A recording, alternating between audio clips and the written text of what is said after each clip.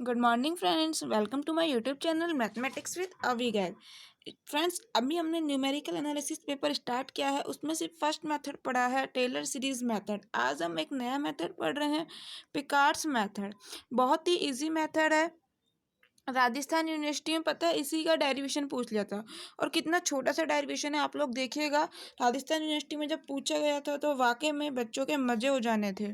इतना इजी है। पूछा गया था, फोकट के नंबर थे, बिल्कुल फ्री के नंबर थे। 2014 और 16 में पूछा गया था। तो देखो, इसका डेरिवेशन बहुत इजी है, एग्जाम में आपके इस बार आ जाता है तो कर दीजिएगा। सबसे पहले हम एक first order differential equation consider कर रहे हैं, जैसे कि हम इनिशियल वैल्यू प्रॉब्लम भी कहते हैं।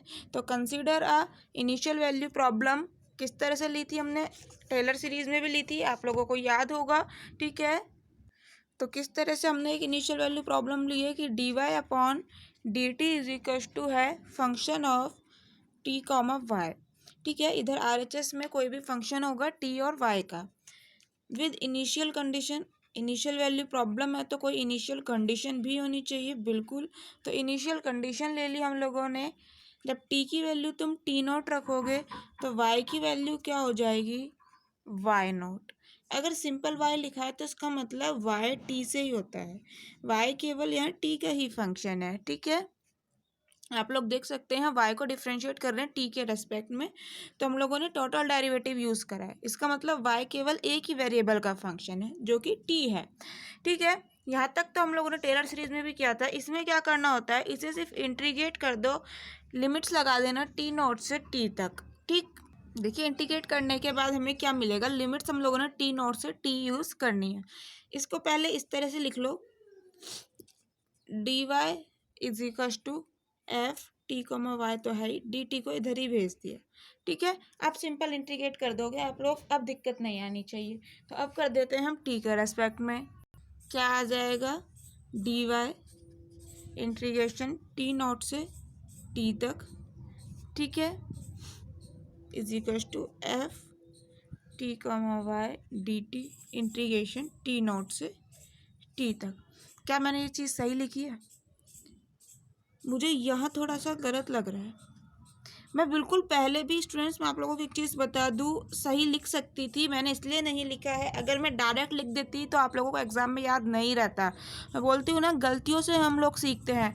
अगर हम कोई चीज़ गलती करते हैं ना तो एग्ज़ाम में वो हमें याद रहती है। यहाँ फंक्शन वाई का है, तुम लिमिट्स टी नॉट लगा रहे हो, टी की लगा रहे हो, क्यों भैया, वाई की लगाओ ना। जब टी की वैल्यू टी नॉट है तो वाई की वैल्यू क्या है, वाई नॉट। तो यहाँ पे वाई का फंक्शन है तो यहाँ पे लिमिट क्या आनी चाहिए, यहाँ पर आना चाहिए डी वाई। ठीक है, ये एज इट इज़, और लिमिट आएगी वाई नॉट से वाई, क्योंकि जब टी की वैल्यू टी है, ठीक है, तो वाई की वैल्यू क्या है, वाई टी। सिंपल, मैंने बताया था ना, वाई सिंपल का मतलब क्या है, वाई टी। तो यहाँ पे टी की वैल्यू टी ही है, तो वाई की वैल्यू क्या है, वाई ही है। Clear, Y T is equal to Y ही तो है। समझ आया? तो यहाँ पर ऐसा ना लिखकर कैसा लिखेंगे, इस तरह से। अब एग्जाम में आप लोगों को शायद याद रहेगी। क्लियर, तो देखो इंटीग्रेशन कर दो, y का क्या, डी वाई का इंटीग्रेशन क्या हो जाएगा, y, लिमिट्स लगानी है y naught to y, y naught to y is equal to, यहाँ पर एज इट इज रहेगा टी नॉट से T F T comma Y D T.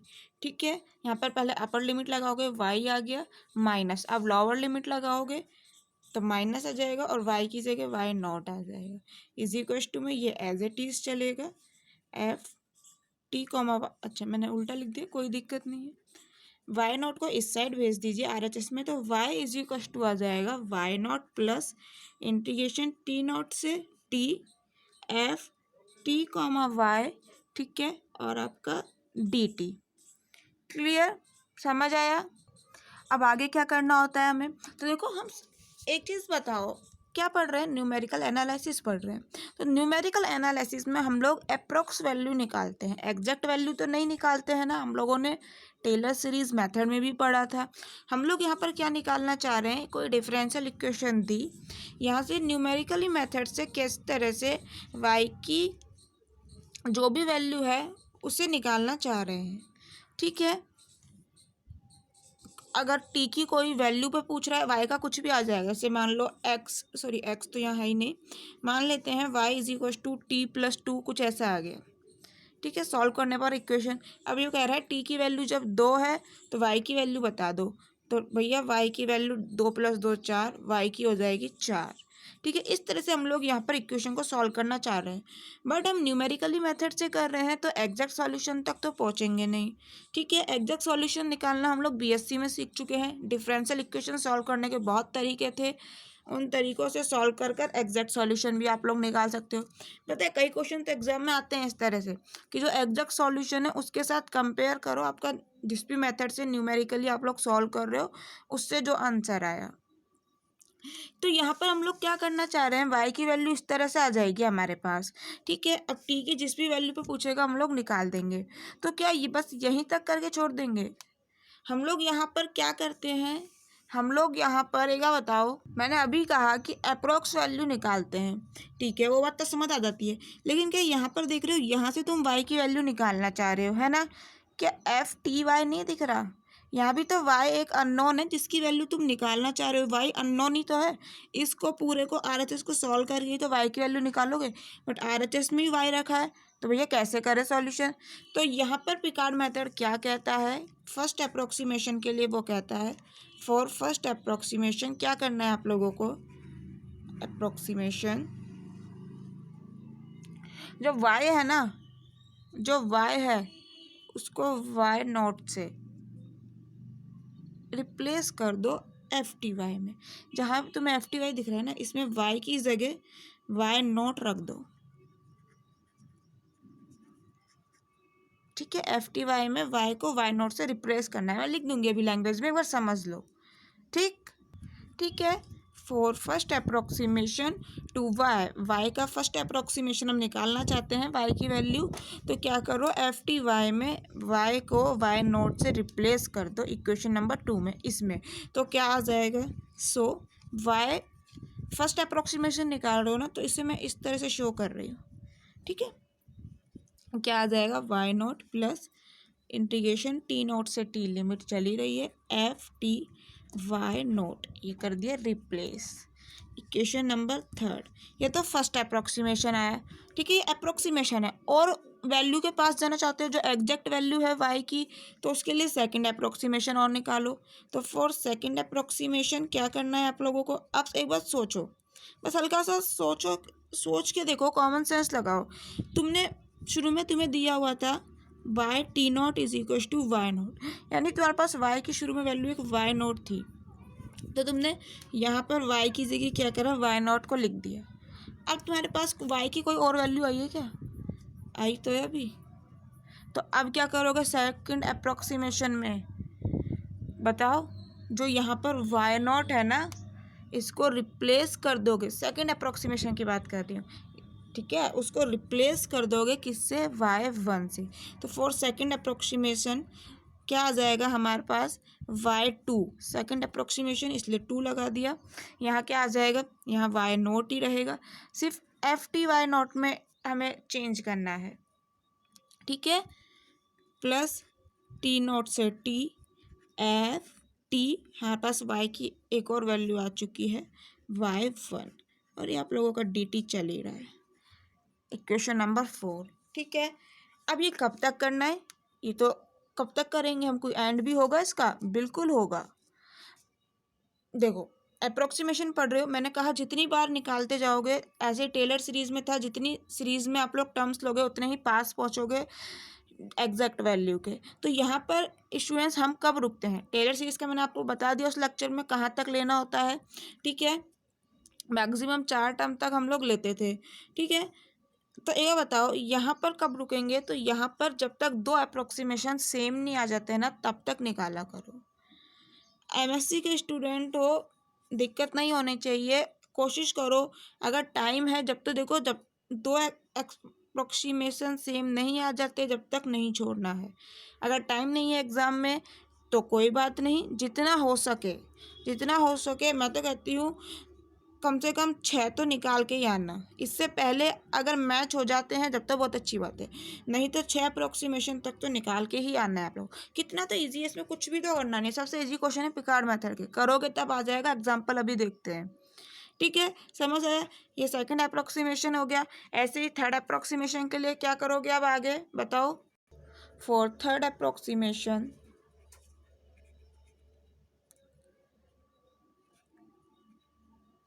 Y third क्या आ जाएगा आप लोगों के पास, y naught plus t naught से T F T y one की जगह क्या आ जाएगा, वाई टू। इससे हो क्या रहा है, हम देखो जितना करीब पहुंचते जा रहे हैं वाई की यहाँ पर वैल्यू रखते जा रहे हैं, उससे फिर और करीब पहुंचे वाई की एग्जैक्ट वैल्यू के, ठीक है। ये आ गया डी टी। इस तरह से चलता रहेगा, ठीक है। तो मैं लिख देती हूँ प्रीसीडिंग इन सिमिलर वे। इस तरह से आप लोग करते जाइए, ठीक है। एन के लिए लिख लेते हैं, हम लोग ऐसे ही करते हैं। तो एन के लिए क्या आ जाएगा, मैं लिख देती हूँ। देखिए इसी तरह से चलते जाएंगे तो y4 निकाल लोगे आप लोग, y5 निकाल लोगे, ठीक है, एक्सेट्रा। मैंने n के लिए लिख दिया है। n के लिए क्या आ जाएगा, यहाँ पर जब 3 था तो आपका यहाँ 2 आया, यहाँ n है तो यहाँ क्या आ जाएगा n-1। क्लियर, समझ आया स्टूडेंट्स। तो मुझे बताओ अब ये पिकार मेथड अगर एग्जाम में डेरिवेशन आ जाता है तो उसमें क्या फ्री के नंबर नहीं है। कितना तो ईजी है, बस यहाँ तक करके आना है।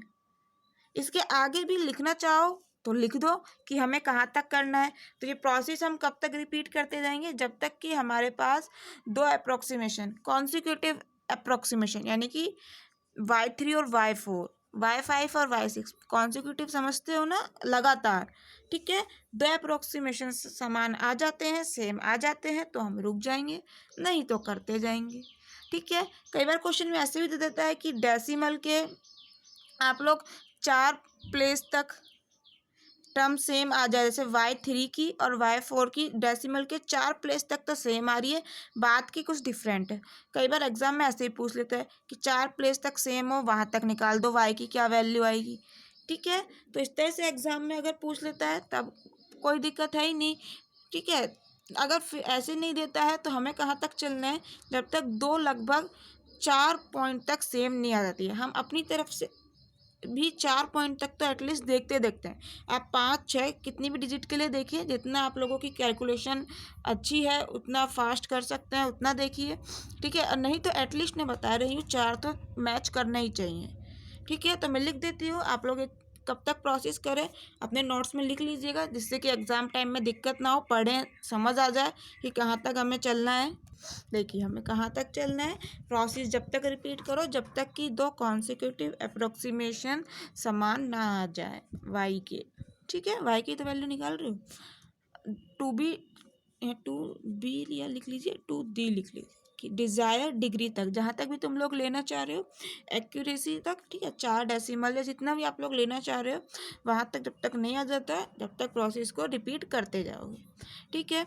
ये पता है चीज़ें स्टार लगा लो, बहुत यूज़ आती है एग्जाम में। तो एग्जाम में इतना प्रेशर होता है ना, तो हमें ये याद नहीं आता है कि हमें चलना कहाँ तक है। जो चीज़ ऐसी होती है इन्फिनिटी तक वाली कि हमें रुकना कहाँ है, ये कोई ना निकालते ही जाएंगे पूरा एग्जाम में, एक ही क्वेश्चन कोई ना अटेम्प्ट करना है, ठीक है। तो इसीलिए ये चीज़ें ध्यान रखो, मैं जो भी मेथड पढ़ा रही हूँ उसके साथ ही बताती जा रही हूँ कहाँ तक चलना है। चलो एक एग्जाम्पल देख लेते हैं छोटा सा। देखिए बहुत ही इजी क्वेश्चन है, पता है 2018 में तो राजस्थान यूनिवर्सिटी में पिकार मेथड का क्वेश्चन आ गया था। इस बार ही आ जाए तो बल्ले बल्ले है आप लोगों की बहुत इजी क्वेश्चन है। देखो क्या कहता है, पिकार मेथड को यूज़ करो और y की वैल्यू निकाल दो। किस रेंज में, t वेरी कर रहा है 0 से लेकर 0.8 के बीच में। स्टेप साइज तुम्हें दे दिया है 0.2। स्टेप साइज क्या होता है, टेलर सीरीज मेथड में आप लोगों ने डिस्कस किया था h, है ना, इसे ही हम लोग कहते हैं स्टेप साइज। और ये आपको लोगों को दिया हुआ है 0.2।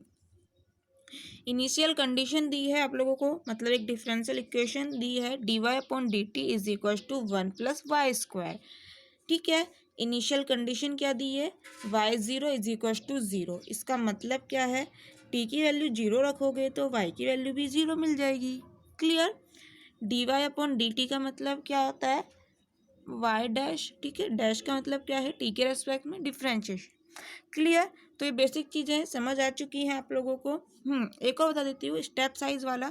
देखो, अगर स्टेप साइज आप लोगों को नहीं देता है ना, मान लो इसमें नहीं दिया है क्वेश्चन में, ये है ही नहीं दिख रहा है आप लोगों को, क्लियर, तो मैंने आप लोगों को बता दूँ कि स्टेप साइज का रोल क्या है यहाँ।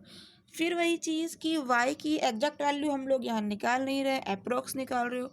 तो जितना भी छोटा करके वाई की वैल्यूज़ निकालोगे ना, जैसे तुमने यहाँ पे 0.2 लिया है, ठीक है, अगर 0.1 लेते हो एच को, तो और ज़्यादा एच की एग्जैक्ट, सॉरी वाई की, और ज़्यादा वाई की एग्जैक्ट वैल्यू की ओर जाओगे। एच जितना बड़ा लोगे, एच अगर 0.4 ले लिया ना, तो एग्जैक्ट वैल्यू से बिल्कुल पास नहीं रहोगे, दूर रहोगे काफ़ी, ठीक है, काफ़ी दूर रहोगे एग्जैक्ट वैल्यू से, तो फिर वो वाई की वैल्यू आई कहाँ, मतलब वो तो गलत ही मानी जाएगी। थोड़ा बहुत तो मैच करे, समझ आ रहा है। तो एच की वैल्यू अगर ना भी देते एग्जाम में, इस तरह से चूज़ करना कि हम क्वेश्चन को पूरा कर सके और वाई की वैल्यू भी एग्जैक्ट के करीब निकाल सके। तो देखो यहाँ 0.8 दिया, तो 0.2 बिल्कुल सही लिए, क्योंकि वाई की टी की वैल्यू तुम एक बार 0 लोगे, टी की वैल्यू, फिर स्टेप साइज कितना है 0.2, तो इसका मतलब क्या है, टी की पहले वाली वैल्यू में जो कि 0 है, स्टेप साइज को ऐड कर दो, 0.2 को ऐड कर दिया, ये आ गया 0.2 ही। नेक्स्ट टी की वैल्यू निकालनी है, तो क्या होता है, टी की जो भी तुम्हारे पास वैल्यू है, ये वाली वैल्यू है ये ना, लिखो, उसमें एच को ऐड कर दो, 0.2 को ऐड करा, ये हो गया 0.4। चलना कहाँ तक है, 0.8 तक चलना है, चलते जाओ। नेक्स्ट वैल्यू कैसे निकालोगे, टी की जो भी अभी वैल्यू आई है उसे लो, एच ऐड कर दो, जो कि 0.2 है, तो ये आ गया 0.6। एच टी की जो भी नई वैल्यू निकालनी है, पहले वाली वैल्यू लो, उसमें एच ऐड कर दो। स्टेप साइज 0.2 दिया है ना, आप लोगों को एक एक सीढ़ी चढ़नी है, तो सीढ़ी, ये इसकी लेंथ कितनी है, ये लेंथ दी है आपको 0.2। अब इस सीढ़ी पे आ गए, ठीक है, इस वाली पे जाना है, तो एक स्टेप ऊपर चढ़ना पड़ेगा ना, जब भी तो इस वाली सीढ़ी पे आओगे तभी तो छत पे पहुंचोगे। तो ये लेंथ कितनी दी है, ये वाली लेंथ सीढ़ी की 0.2, तो ऐड करते जाओ, ऊपर वाली सीढ़ी पे पहुंचते जाओ। सीढ़ी कहाँ ख़त्म हो जाएगी, हमारी छत आ जाएगी 0.8 पे, तो ठीक है, आ गई, पहुंच तो गए छत पे। क्लियर, तो चलो चलते हैं आगे। स्टेप साइज का रोल तो समझ आ ही चुका है आप लोगों को। अब टी की वैल्यू 0 पे, तो हमें पता है वाई की वैल्यू भी दे रखी है क्वेश्चन में। अब यहाँ हमें निकालनी वाई की वैल्यू क्या होगी, यहाँ हमें निकालनी, यहाँ, क्लियर। चले आगे, एग्जाम में अगर नहीं देता स्टेप साइज, तो इस तरह से चूज करना। यहाँ पे देखो कितने स्टेप हो गए, 0 के लिए ही तो दिया हुआ है हमें, एक first step, second, third, fourth, 4 step चल लिए, इतने बहुत है 0.8 तक पहुंचने के लिए, ठीक है। अगर 0.6 देता है ना, तो भी 0.2 एच की वैल्यू लेके क्वेश्चन को सॉल्व कर सकते हैं। 0.1 में काफ़ी लेंथी हो जाएगा, 8 स्टेप हो जाएंगे, ठीक है, 8-9 स्टेप काफ़ी लेंथी हो जाते हैं, इतना लेने की ज़रूरत नहीं है। और 0.4 ले लिए तो 2 स्टेप में आंसर आ जाएगा, तो वो भी गलत है, क्लियर। तो चले निकाले, टी की वैल्यू 0.2 होगी, तो वाई की वैल्यू क्या होगी, तो पिकार्ड मेथड लगा देते हैं। हमारे को पता है पिकार्ड मेथड क्या होता है, एन के लिए पता है, तो सभी के लिए पता है, फर्स्ट अप्रोक्सीमेशन के लिए पता है, सेकंड के लिए पता है, थर्ड के लिए पता है, एन के लिए पता है। तो सबसे पहले फर्स्ट अप्रोक्सीमेशन ही लगाएंगे भैया, 0 पे हो, फर्स्ट पे आओगे ना, पहले एक भी तो वाई की वैल्यू नहीं पता, बस टी बराबर 0 पे पता है, तो फर्स्ट अप्रोक्सीमेशन, ठीक है। हम क्या करेंगे, पहले लिख लेते हैं अच्छे से। Given equation is Y dash is equal to, दिया है तुम्हें 1+y², ये क्या है हमारे इक्वेशन, क्या लिखते हो general, dy/dt is equal to function of t, y, है ना, तो ये क्या है, फंक्शन ऑफ t, y। अब कहोगे टी तो है ही नहीं, टी की पावर 0 ले लो, वैल्यू तो 1 ही होती है, 1 है तो सही, ठीक है। जहाँ भी कुछ नहीं होता ना, उसकी पावर 0 लगा दे करो वेरिएबल की, क्योंकि किसी की भी पावर 0 1 ही वैल्यू देता है, क्लियर। चलो कोई दिक्कत नहीं, आगे चलते हैं। वाई डैश हमें ये दिया हुआ है, पिकार्ड मेथड हम लगाना चाह रहे हैं, तो by Picard method first approximation हमारे पास क्या आ जाएगा वाई का, फर्स्ट अप्रॉक्सीमेशन जिसे कि हम शो कर रहे हैं y फर्स्ट से, ठीक है, of y is given by, इस तरह से दिया जाता है। अभी अभी हमने फॉर्मूला पढ़ा था, वो था कि y1 is equal to y0 plus t0 से t f t coma y0, और ये आप लोगों का dt, ठीक है। y0 की क्या वैल्यू दी हुई है? बिल्कुल दी हुई है, ये y0 की तो वैल्यू है ना, तो y0 की वैल्यू क्या दी है हमें? 0, प्लस क्या t0 की वैल्यू दी है? बिल्कुल दी है, t0 ही तो है हमारे, t0 y0 ही तो है। t0 की वैल्यू 0, t आप लोगों का एज इट इज आ जाएगा, ठीक है। Function of t comma y naught, तो function of t comma y पता है, सिर्फ वाई की जगह वाई नॉट ही तो चेंज करना है, तो कर दो यहाँ पर 1 प्लस वाई नॉट का स्क्वायर, और फिर डी टी तो है ही। क्लियर? वाई नॉट की क्या वैल्यू नहीं पता? बिल्कुल पता है, वाई नॉट की वैल्यू 0 है, तो ये क्या आ जाएगा? 0 से टी, 1 प्लस 0 का स्क्वायर 0 ही हो जाएगा, डी, तो ये 1 का इंटीग्रेशन क्या हो जाएगा? टी, लिमिट लग रही है 0 से T, upper limit T minus lower limit 0, तो टी ही आ गया। तो फर्स्ट अप्रोक्सीमेशन हमारा क्या आ गया? वाई फर्स्ट की वैल्यू आ गई टी, ठीक है। ठीक है भैया, अगले आगे चलो, सेकंड अप्रोक्सीमेशन लगाओ, क्या होगा? देखो समझ लो एक बार, हम सेकंड अप्रोक्सीमेशन लगाएं क्यों? यहाँ पर भी तो हम रख सकते हैं, टी की वैल्यू तुम्हें कहाँ कहाँ चाहिए? इस रेंज में चाहिए, 0 से 0.8 के बीच में, ठीक है। 0 की तो पता ही है, 0.2 पर ले लेंगे क्योंकि एच 0.2 दे रखा है तुम्हें, 0.4, 0.6 और 0.8, ठीक है। इन पर तो हमें निकालनी है ना वैल्यूज़।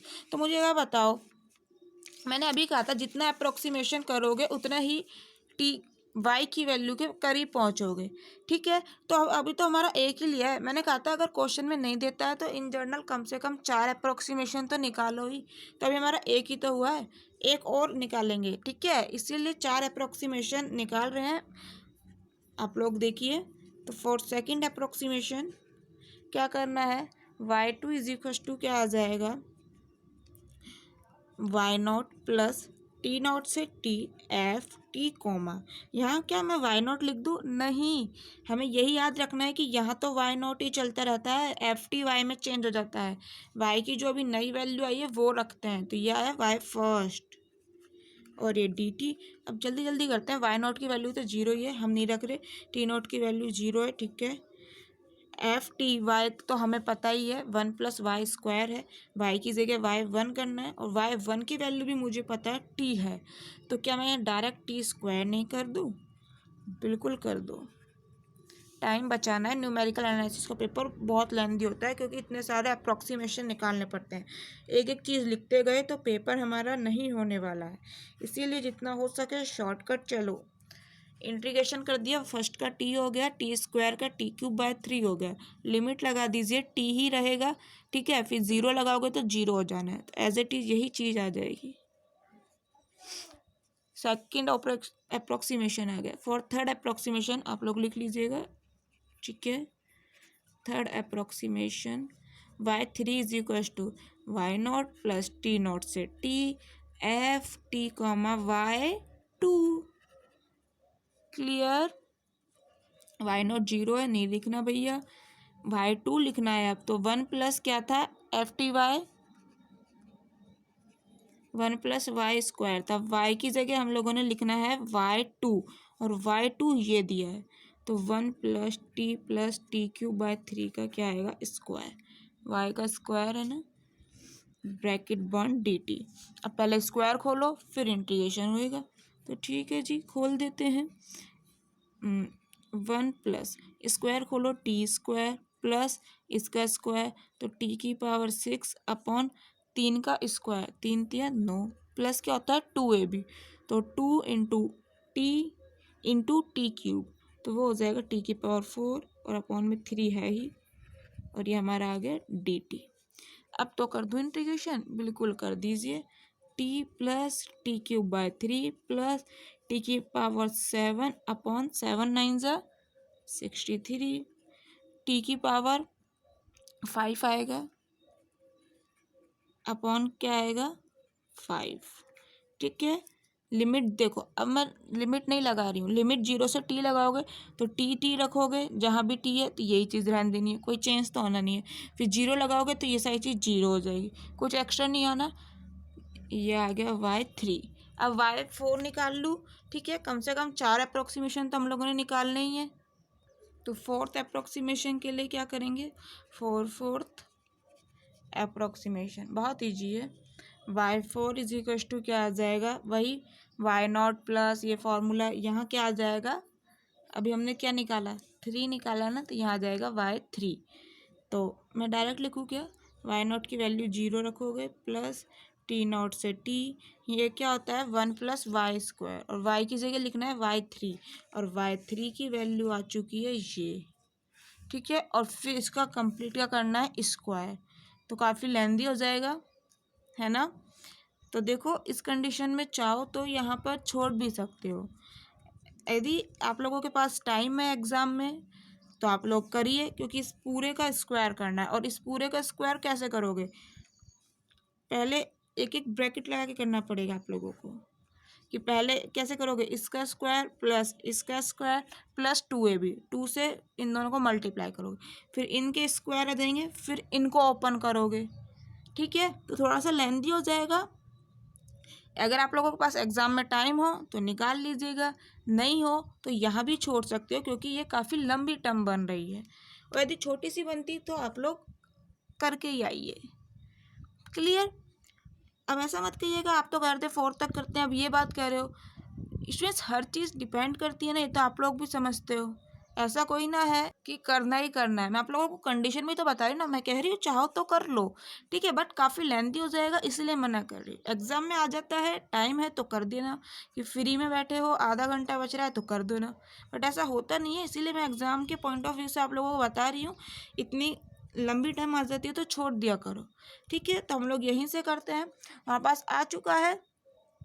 ठीक है, तो इसको सॉल्व कर लो, थोड़ा सा सिंप्लीफाई कर लो, क्या आ जाएगा y3 is equal to T plus t³/3 plus 2/15 t⁵ plus 63।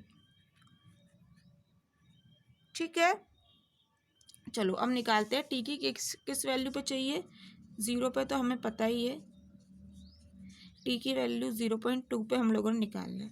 तो अब यहाँ यूज़ आता है कैलकुलेटर, साइंटिफिक कैलकुलेटर 82 MS का, जो कि एग्ज़ाम में अलाउ होता है। फटाक से कैलकुलेटर निकालो, जहाँ भी आप लोग y की वैल्यू निकाल रहे हो। अब y3 लिखने की ज़रूरत नहीं है, y की वैल्यू आ रही है आप लोगों के पास, ये तो थर्ड अप्रोक्सीमेशन है। ठीक है, सिर्फ ये चीज़ शो करता है, ये है तो एक्चुअली में y की वैल्यू ही ना। तो यहाँ पर t की जगह 0.2 पुट करो और कैलकुलेट करके मुझे बताओ क्या आएगा। तो मैंने भी किया हुआ है, मैं बता देती हूँ, आप लोगों को करके देखना है। 0.2027, टी की वैल्यू अब फटाक से 0.4 पुट करो, यहाँ पर मुझे बताओ क्या आएगा। मैंने निकाला हुआ है 0.4227, टी की वैल्यू 0.6 और टी की वैल्यू 0.8, और पुट करके फटाक से कैलकुलेट कीजिए y की वैल्यू क्या आती है। ठीक है, 0.6828 आ रही है जब 0.6 है, और जब 0.8 पुट करोगे तो ये आएगी 1.0210। तो यहाँ आप लोगों का आंसर आ जाता है, इसी रेंज में पूछा था, हम लोगों ने निकाल दिया। यहाँ तक ठीक है, बट अगर आप लोगों से क्वेश्चन में ये भी कह देता है कि इसके एनालिटिक सॉल्यूशन से, ठीक है, जो डिफरेंशियल इक्वेशन जो सॉल्व होती हैं बीएससी में पढ़ के आए हो, उस मेथड से एनालिटिक सॉल्यूशन से भी कंपेयर करो इन वैल्यूज़ को, तो आप लोगों ने कैसे करनी है। तो गिवन इक्वेशन क्या है, given equation is dy/dt is equal to 1 + y², यही है डिफरेंशियल इक्वेशन है, बचपन से पढ़ रहे हैं, बीएससी से पढ़ रहे हैं ना, तो सॉल्व करो। y की वैल्यू जो भी टर्म है इधर ले आऊँ और t को इधर भेज दूँ तो आराम से सॉल्व हो जाएगा। 1 + y², बहुत सारे मेथड होते हैं इक्वेशन सॉल्व करने के, डिफरेंशियल इक्वेशन, है ना। अब इंटीग्रेट कर दो, आप लोग लिख लीजिएगा, है ना। नाउ इंटीग्रेटिंग, तो इंटीग्रेट करोगे ये क्या tan इनवर्स का कुछ नहीं बन रहा है, 1/x² प्लस a²। क्या आप लोगों ने नहीं पढ़ा इसका इंटीग्रेशन? पता है मेरे चैनल पे इंटीग्रेशन की पूरी प्लेलिस्ट है, आप लोग एक बार कर लोगे ना वो इंटीग्रेशन, तो आप लोगों का कभी हार नहीं मारोगे, मतलब कभी प्रॉब्लम नहीं आएगी इंटीग्रेशन में। सभी तरह के क्वेश्चन हम लोगों ने सॉल्व किए स्टूडेंट्स, बेसिक से लेकर अच्छे लेवल तक के। आप लोग प्लीज़ एक बार देख लीजिए, फार्मूलाज में कहीं भी दिक्कत हो तो, क्वेश्चन में कहीं भी दिक्कत हो तो, ठीक है। तो ये साफ साफ tan इनवर्स का यहाँ हमें दिखाई दे रहा है, ठीक है। इंटीग्रेशन क्या हो जाएगा, tan इनवर्स y अपॉन क्या होता है, तो यहाँ क्या होगा x अपॉन a, तो यहाँ पे a की जगह क्या है, 1 का ही तो स्क्वायर है, 1 का स्क्वायर 1, ठीक है। तो tan इनवर्स y अपॉन 1 सीधा, यानी कि y ही आ जाएगा, हटाओ इस 1 को, ठीक है। इज इक्वल्स टू टी का सॉरी dt का क्या हो जाएगा, सिंपल t। तो हमें चाहिए किसकी, हमें तो y में चाहिए ना, तो y is equals to tan inverse को इधर भेज दो, ये हो जाएगा tan t। तो बस अब हमें एग्जैक्ट सॉल्यूशन यहाँ से मिलेगा। अब यहाँ पर एग्जैक्ट सॉल्यूशन निकाल रहे हैं हम, ठीक है, लिख लो। So exact value of y is किस तरह से आएगी, अब यहाँ t की वैल्यू 0 पे, तो y की वैल्यू पता है, t की वैल्यू 0.2 पुट करो, कैलकुलेटर में करो जी, किसी को याद नहीं है। tan 0.2 की वैल्यू क्या आएगी, फिर 0.4 पुट करो t की जगह, कैलकुलेट करो tan 0.4 की वैल्यू क्या आएगी, फिर tan 0.6 की वैल्यू क्या आएगी, और फिर लास्ट में tan 0.8 की वैल्यू क्या आएगी। इस तरह से कैलकुलेट करो और बता दो, ये हमने कंपेयर कर दिया, ठीक है। तो जब t की वैल्यू 0.2 रखी तो y की वैल्यू एग्जैक्ट आई 0.2027। यहाँ तो देखो बिल्कुल ही मैच कर रही है, बिल्कुल ही सेम सेम सी आ रही है। t की वैल्यू 0.4 पे क्या आई, y की वैल्यू 0.4228, यहाँ है 4227। तो चलो 3 तक तो हमारी मैच करी। t की वैल्यू जब 0.6 पुट करी तो यहाँ पर y की वैल्यू हमें मिली 0.6841। चलो ये 2 पॉइंट तक मैच कर रही है, ठीक है। t की वैल्यू जब 0.8 पुट करी तो y की वैल्यू आई 1.030, ये तो एक ही पॉइंट तक मैच कर रही है, बट कोई नहीं, फिर भी हम काफ़ी करीब पहुंच चुके हैं, ठीक है। 1.0 यहाँ तक तो मैच करी, क्लियर। चाहो तो और आगे निकाल के देख लो, ठीक है, समझ आया। 0 पॉइंट यहाँ पर 4th अप्रोक्सीमेशन है ना, 0.8 तक ही था यहाँ, तो 4th अप्रोक्सीमेशन और निकाल के देख लो। एग्जाम में मत निकालना, रफ तो निकाल सकते हो घर पे समझने के लिए, तब देखिएगा 4th अप्रोक्सीमेशन के बाद कैसी वैल्यूज आती है, यहाँ से कैसी वैल्यूज हैं, कितनी मैच करती है। तो इस तरह से स्टूडेंट्स आप लोग पिकार्ड मेथड के क्वेश्चन कर सकते हैं, समझ आया, क्लियर स्टूडेंट्स। यदि कोई भी दिक्कत है तो कमेंट बॉक्स में बताइए। इसके बाद हम लोग स्टार्ट करेंगे रुंगा कुट्टा मेथड, ठीक है। रुंगा कुट्टा मेथड स्टूडेंट्स 3 पढ़ेंगे हम लोग, सेकंड ऑर्डर, थर्ड ऑर्डर और फोर्थ ऑर्डर। उनमें सबसे ज़्यादा इंपॉर्टेंट है सेकंड ऑर्डर, उसका डेरिवेशन है ना, जैसे आज पिकार्ड का पढ़ा है, उसका डेरिवेशन थोड़ा सा लेंदी है बट इम्पोर्टेंट है, एग्जाम में पूछा जाता है। 2016 और 18 में पूछा भी गया था और उसके क्वेश्चन भी पूछे जाते हैं। थर्ड और फोर्थ का कोई डेरिवेशन नहीं है, उसके सीधे सीधे क्वेश्चन है, ठीक है, और वो इजी भी है, बट सेकंड ऑर्डर का डेरिवेशन पूछ लिया जाता है, तो वो हम लोग पढ़ेंगे नेक्स्ट लेक्चर में। यदि आप लोगों को अच्छी लगी हो वीडियो तो प्लीज़ एक लाइक ज़रूर कर दीजिएगा, और आने वाले सभी लेक्चर्स का आप लोगों को नोटिफिकेशन मिलता रहे इसके लिए सब्सक्राइब कर लीजिएगा, ठीक है। Thank you.